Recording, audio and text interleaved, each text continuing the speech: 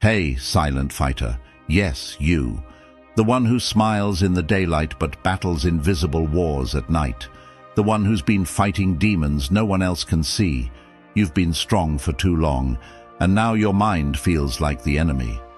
There are two fundamental battles we face in life. One is with the world, with circumstance, money, and relationships. And one is within our own minds, with doubt, regret, fear, and shame. And the truth is, the one inside your mind is the deadliest. Because while external situations may cause pain, it is your thoughts that keep the pain alive, recycling it and making it your identity. You can be sitting in a calm room with no enemies, no immediate danger, and still feel fear, regret, anger, and shame overwhelm you. Why? Because the battlefield is in your head. You've probably had days where everything seems okay on the outside, but your mind won't stop attacking you. A single negative thought starts to grow like poison. I'm not good enough. I always mess things up. They don't really like me. These thoughts start small, but if you don't take control, they spiral and take over your identity. That's where Stoicism becomes a weapon, not just for living, but for winning the internal war. Ancient Stoics like Marcus Aurelius, Epictetus, and Seneca lived in hard times: wars, slavery, exile, betrayal. But they learned something that most modern people never realize. You cannot control the world, but you can always control how you respond to it. As Marcus Aurelius wrote in Meditations, you have power over your mind, not outside events. Realize this, and you will find strength. Let that sink in. You don't have to be rich. You don't have to be perfect. You don't have to control every situation. You just have to learn how to respond instead of react. You are not your negative thoughts. You are the observer of them. And if you're the observer, that means you can choose how long they stay. This video is not for someone who wants to feel good for 5 minutes. This is for the warrior who's ready to stop living under the weight of their own mind. This is for the person who is tired of the voice that says, "You're not enough." In the next 9 brutal chapters, we will break down the most destructive mental traps that feed your negative thinking and show how Stoic philosophy gives you the exact tools to destroy them. So, don't just watch this video, study it. If you want peace, clarity, and inner strength, don't skip any part. Each section builds on the last, forging your new resilient mind. Before we begin, I want you to drop this affirmation in the comments. I am stronger than my negative thoughts. Like this video, share it with someone you care about. Subscribe if you're serious about inner growth. And now, let's kill the negative thoughts, one brutal Stoic law at a time. One brutal Stoic law: you are not your thoughts, the observer principle. Let's begin with the most important foundational truth of all Stoic practice. You are not your thoughts. This might sound strange at first because we've been raised to believe that every thought we have is somehow us. But take a moment and think. How many random, scary, weird, or painful thoughts pass through your mind in a day? If all of those were you, then you'd be changing identities every minute. Stoicism teaches a deep but simple idea. The mind has 2 parts, the impression and the assent. Negative thoughts will come. That's a normal part of being human. What matters is what you do with them. Epictetus once said, "It isn't events themselves that disturb us, but our opinions about them." This means even if a painful thought enters your mind, "I failed," "I'm ugly," "they left me," that thought only becomes suffering if you believe it and accept it as fact. Otherwise, it's just noise, a suggestion, a fleeting chemical spark. Think of your mind like a crowded city street. You don't stop and have a deep conversation with every stranger who walks past you. You acknowledge their presence, and you keep walking toward your destination. That's how you must treat your negative thoughts. Acknowledge, detach, let go. The problem is most people let a thought become their identity. I thought something anxious, so I must be an anxious person. No, thoughts are not facts. They are suggestions, not commands. Think of your mind like a radio station. Just because a song plays doesn't mean you have to dance to it. Learn to change the station. Tool, the Stoic judge. Write down your disturbing thought on paper and question it like a judge. Ask, is this 100% true? What's the undeniable evidence? What would Marcus Aurelius say about this? Will this thought matter in 5 years? By the end, you'll often realize that your thought had no real weight. It just felt heavy. Another tool, label, don't own. Instead of owning the thought, label it. Don't say, I'm a failure. Say, I'm having a thought that I am failing. That creates space between you and the thought. And in that crucial space, you get your power back. Remember, you are not your thoughts. You are the sky. Thoughts are just clouds. Brutal Stoic law. Stop arguing with reality, amor fati. One of the deepest roots of chronic negative thinking is this: resisting what already is. You don't suffer just because something bad happened. You suffer because your mind keeps screaming, this shouldn't have happened. It's not fair. I didn't deserve this. And that resistance becomes mental torture. The Stoics taught something powerful. Pain is guaranteed, but suffering is optional. And suffering begins when we start arguing with reality. Epictetus put it perfectly. Do not seek to have events happen as you want them to, but instead want them to happen as they do happen, and your life will go well. This doesn't mean you should celebrate pain. It means stop wasting precious energy trying to undo the past or rewrite what's already real. If it happened, it happened. Accept it as the unchangeable raw material of the present moment. Then, and only then, decide what to do next. A person standing in the rain can scream, cry, and curse the sky, generating immense negative energy. Or they can accept that they're wet, grab a coat, and keep moving. Which one maintains their power? Most negative thoughts come from wishing the past was different. But none of these thoughts change the event. They just keep the pain alive.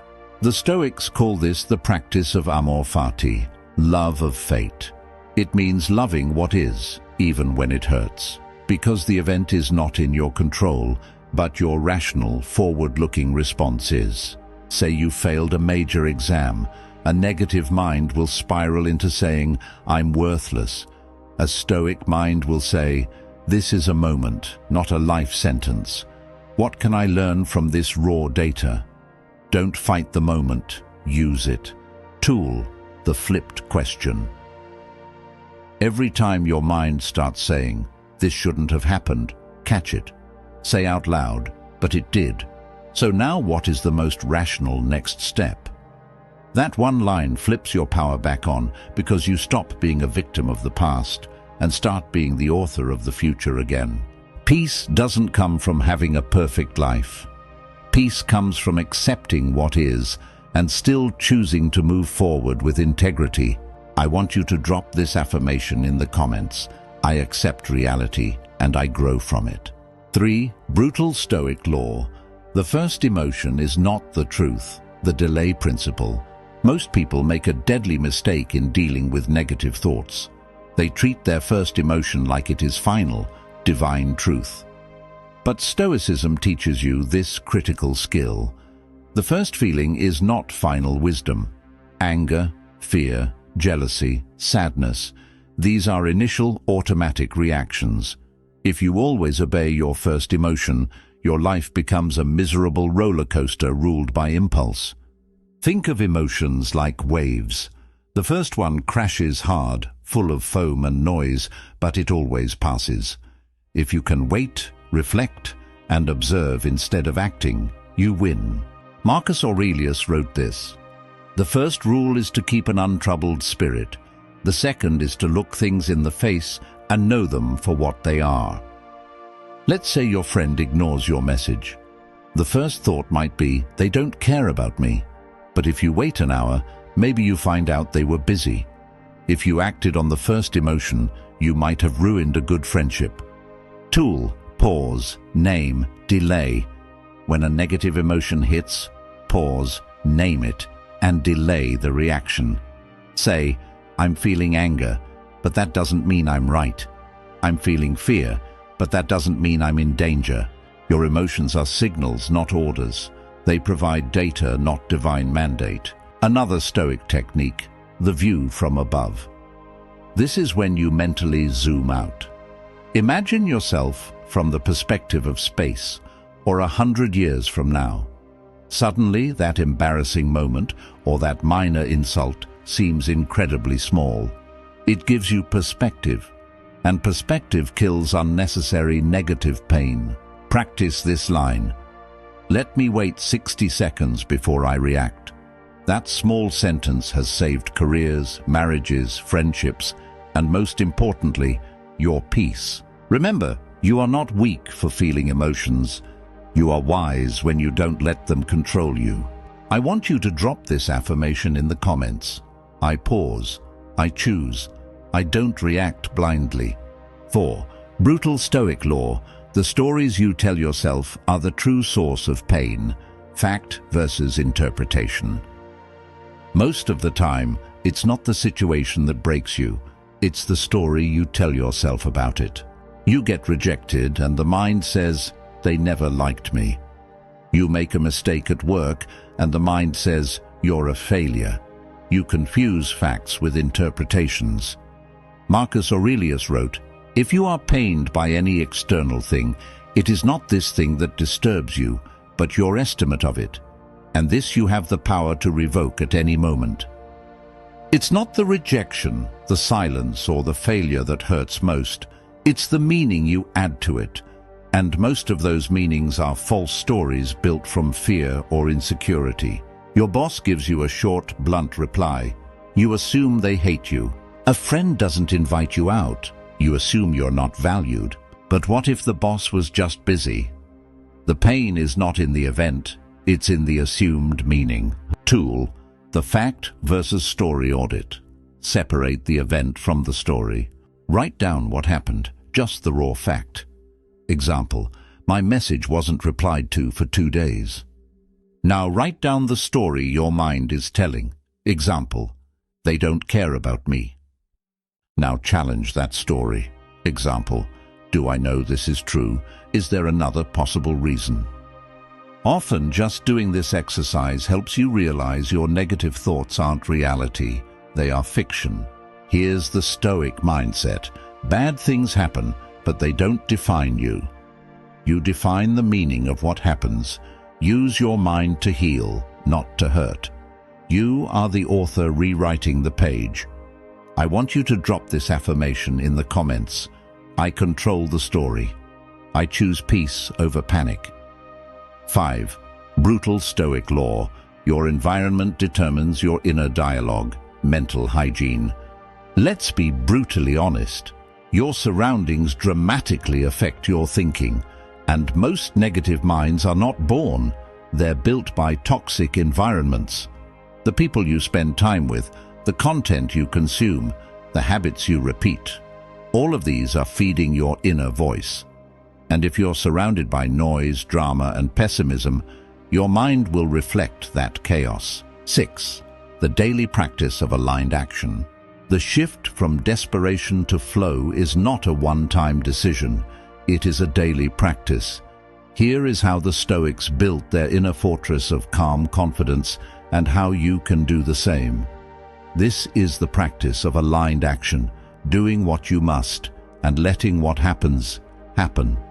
The morning reframe. As soon as you wake up, practice the Stoic concept of premeditatio malorum, but with a slight twist. Instead of just focusing on what bad could happen, focus on what you cannot control. Today, I will focus on my effort, not the outcome. I cannot control what people say or do, only how I respond. My peace of mind is internal, and I will not allow external events to steal it. By preemptively acknowledging the uncontrollable, you disarm it. You set the intention to act from a place of power, not reaction. B. Daily detachment check. At the end of your day, look back. Identify one moment where you felt an intense need to control something outside your sphere of influence. Did you panic over a delayed delivery? Did you obsess over a colleague's passive-aggressive comment? Instead of beating yourself up, simply identify the moment you started clinging. Then consciously release it. Say to yourself, I did my best. The rest is simply the way of the world. My peace remains. This strengthens your muscle of acceptance. See the power of I will do my part. Whenever you feel anxiety about a future event, a big meeting, a date, a deadline, bring your focus back to the immediate controllable action. Instead of, I'm worried I won't get the job, shift to, I will spend the next hour perfecting my research for the interview. Instead of, I'm afraid this relationship won't last, shift to, I will be present, honest, and kind in our conversation today. Marcus Aurelius encapsulated this perfectly. Do what you must, and let what happens, happen. When you shift your energy from the overwhelming uncertainty of the future to the certainty of your present action, you stop chasing and start living in a powerful state of flow. The request asks for the 7th part of the previously expanded 9-part script. Based on the previous structure, the 7th section should focus on the theme of abundance mindset. 7. The abundance mindset, shifting from scarcity to flow. A core element of the inverse power is the shift from a scarcity mindset to an abundance mindset. If you believe that you never have enough, not enough time, not enough skill, not enough money, not enough love, then your mind will perpetually focus on the lack, and you will chase desperately to fill that hole. Your actions will come from a place of fear, not power. 7. Brutal Stoic Law. Gratitude is your armor against darkness, the remedy for lack. Gratitude is a weapon that destroys the roots of negative thought. Why? Because gratitude forces you to see what's real, not just what's missing. When your mind is stuck in negativity, it creates a tunnel vision. Nothing is working out. Life is unfair. But the moment you name what's going right, that tunnel starts to crack open. Seneca wrote, "It is not the man who has too little, but the man who craves more that is poor." Gratitude is looking life in the face and saying, yes, this hurts, but I still choose to see what's here. The deeper truth. Negative thinking grows in the soil of forgetfulness. When you forget your blessings, you fall into the lie that life is all pain. Tool, the 3 small things. Make it a ritual. Every morning or night, write down 3 small things you're grateful for. A breath, a meal, a memory. That ache in your chest will loosen. That fog in your head will clear because gratitude gives you anchors. Item Brutal Stoic Law. The cure for worry is preparation. Action over speculation. Chronic negative thinking loves to live in the future, projecting worst-case scenarios and indulging in speculation.